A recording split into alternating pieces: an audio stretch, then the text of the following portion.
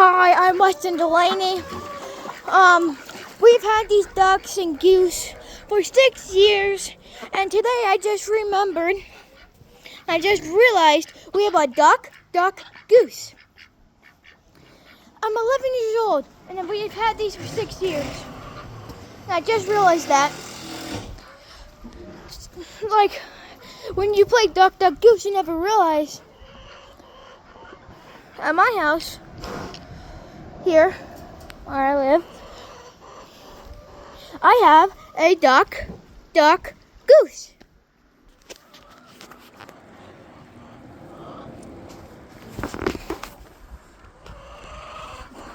And we made this pond for him 2 years ago and fill it up every month or so.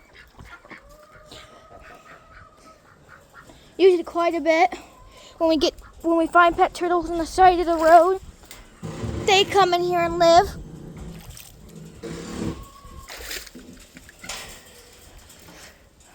Live in here. And then I think we still have a turtle in here. We never see him really.